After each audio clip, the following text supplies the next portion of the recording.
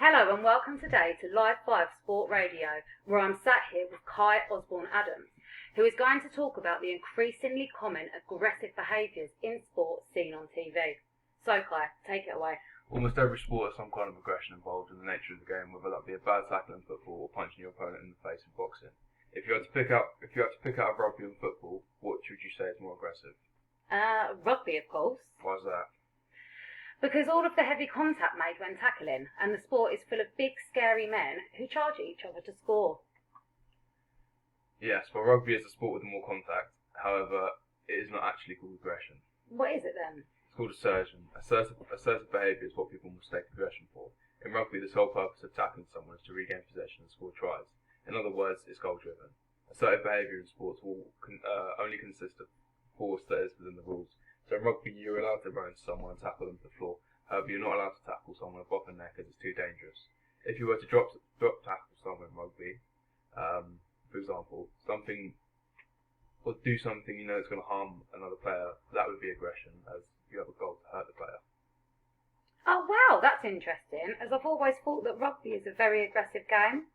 But now finding out that it isn't aggression and it's assertion, this is an eye-opener. Aggression is defined as any form of behaviour directed towards the goal of harming or injuring another live being who is motivated to avoid such treatment, according to Barron and Richardson in 1994. An example of this would be Sergio Ramos in the Champions League final, what he did to Mohamed Salah in the opening 20 minutes of the game. He brought him down intending to hurt him and get him off the pitch, which is exactly what he did. Are there any other theories that have done research into aggression? Yes, of course, one being Gill from 1986. They theorised that there are 4 criteria for aggression. There has to be physical or verbal behaviour that causes them harm or injury.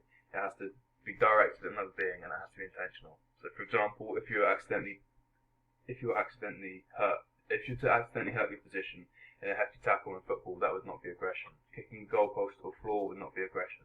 This is because it's not hurting another live being. So now we have cleared up what aggression is, what are the different types of aggression? Yes, of course. These are hostile aggression, instrumental aggression, and assertion. And do you mind running through what each of these are? Certainly. Hostile aggression is where your goal is to hurt someone. Zidane's headbutt on Marco Mazzaretti had nothing to do with the game, and he just annoyed him so much that he headbutt him. So instrumental aggression is aggression that will gain you an advantage in the game. So like the Sergio Ramos example I gave earlier, the sole purpose of the aggression is to hurt the opposition.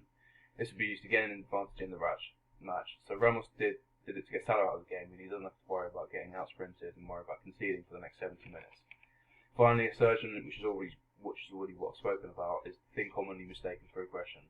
Bredemir said that assertive behaviour can improve performance, and where a player will play within the rules of the sport at a very high intensity, but will have no intention to harm the opponent. So tackling in rugby, for example, you don't tackle the player to hurt them, you tackle the player to regain possession and score tries. So do you think that there'll be different types of aggression in different sports? Yes, definitely. The nature of the sport will have an impact on what you as a player perceive as aggression. Depending on what sport you play, you will show aggressive behaviours in different ways. For example, when a referee gives a bad decision in a football game, all of the players rush over to the ref and scream and shout at him. Whereas in rugby, there is respect and the players listen and are calm with the ref. In sporting activities such as gymnastics and darts, aggression levels will be much lower as it's a solo sport for start, and there isn't really anything to get frustrated with. What about the types of aggression from coaches? Coaches will sometimes get angry with the teams after a bad loss or poor performance. Sir Alex Ferguson kicked a boot at David Beckham's head when he was kicking stuff around the dressing room. This will not be classed as aggression, as he did not intend for this to happen, as he was kicking non-living things. Coaches will also sometimes tell players to hurt a specific player by discreetly stepping on the opponent's toes or something cheeky like that to gain an advantage in the game, which is instrumental aggression. What about players that are more mature and have had more experience under their belt? There was a study conducted which looked at aggression in high-level sport. They found that more experienced athletes use more instrumental aggression in comparison to the younger athletes. The more experienced athletes used instrumental aggression to help them in their game, and the self-control that they'd built up over the years allowed them not to use as much hostile aggression. Andrew and Jabrowski have highlighted this lack of differentiation, as their study indicated that some people mistake assertiveness for rudeness or even aggression. And what about the causes of aggression? There are many causes of aggression in sport, like the pressure to win, retaliation to an incident on the pitch, frustration if you're losing the game, and these are all understandable reasons for a player to get frustrated. And then show off aggression. Zidane's headbutt is a perfect example. If you're losing a game and a player on the opposition is frustrating you, you're more likely than not going to react, whether that be shouting, swearing, or making a really bad challenge knowing you're going to hurt them. This will be a mix of hostile and instrumental aggression. Are there any theories that have been made up studying aggression? Yes, there is instinct theory, social learning theory, frustration aggression theory, and aggressive cue hypothesis. What do these theories say, and who theorised them? Well, instinct theory was studied by Freud initially in 1920, but was revised in 1966 by Lorenz. Instinct theory says that every living organism is born with an innate biological tendency to help them survive, whether that be sexual or aggressive. A psychodynamic approach says that a trait of violence lies within everyone's identity. This is called a death instinct. Athletes tend to hold their aggression in and let it build up before expressing it and making a bad decision on the pitch. Instinct theory says that the behaviour is always predictable. An example of instinct theory taking place in a football match would be when a defender brings down the attacker after he's just run past them. It is something you do just as instinct, as you know the consequence if you don't do it.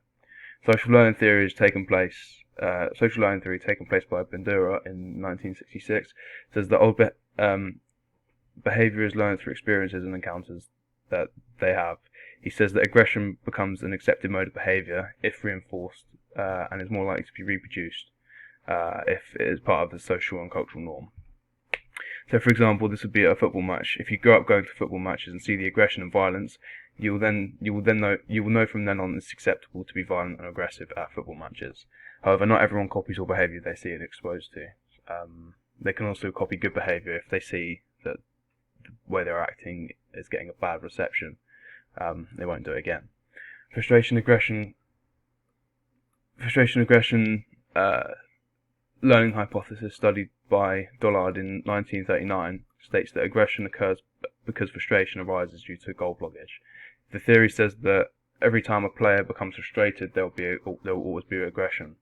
He says that if the aggressive act is successful, like Zidane's headbutt, frustration will be released, and this is known as the cathartic release. On the other hand, if frustration is not released, the aggressive act is not completed, more frustration will build up. However, this theory doesn't account for each individual player's personal differences, like their coping strategies to deal with the frustration in the game scenarios. So not all players are going to react by headbutting someone because they frustrated them. And finally, aggression cue hypothesis, which was studied by Bekowitz in 1969, basically builds upon frustration aggression theory. They say that frustration does not lead to aggressive behaviour. However, it is frustration that creates a readiness for aggression. Aggression is triggered by an environmental cue which increases of a person's arousal, which then puts the individual in a state of readiness to become aggressive. So if someone frustrates you at work or in the street, you can't go and slide tackle them, as you are not in the right environment to do so. Whereas if you're on a football pitch and someone frustrates you, you can very easily go and slide tackle them with the purpose of hurting them while winning the ball and staying within the balls of the game. Right, okay, nice. What about the coaches with their players and their aggression? Players usually playing a rival match will initially go into the match feeling very aggressive, wanting to do some damage to the opponent maybe. Sometimes the manager is the one telling the players to do this and others are telling them not to. Like for example, when Balotelli was the last striker that Italy had left to play in the World Cup, the coach spent the whole of the half-time period speaking to Balotelli, telling him to not get sent off, as he was already on a yellow card. He didn't listen and got sent off within the first 5 minutes of the second half. The coach tried to get on Balotelli's level and really make him understand the importance of him in this game, as he had no other strikers left to play. Balotelli is quite an aggressive player and, of course, didn't listen. And finally, before we wrap up, are there any strategies that can be used to reduce aggression in sport? Yeah, so players can use things like count to 10 or positive self-talk to try and reduce the level of arousal in the game, or actually think about the consequences of their actions before they make them. Before they make them, like making a big mistake and getting sent off. A coach can take responsibility as well. If they see one of their players getting wound up or frustrated on a pitch, they can either pull them over to the sideline and give them a positive chat, tell them to calm down and motivate them to be the bigger man. If that doesn't work, then they can just sub them off and completely avoid any conflict, bookings, bans, fines for the player. Fans can help the players by chanting, motivating them to keep motivating the team or an individual player. They can demotivate the opposition, so the goalkeeper is a good example. When the opposition's goalkeeper is in front of your stand, you can shout at the goalkeeper to get a reaction affecting its performance. And then finally, to reduce the fan aggression, there could be bigger sanctions or increased CCTV around the stadiums to help prevent fights and aggressive behaviour. Lovely. Thank you for coming in, Kai.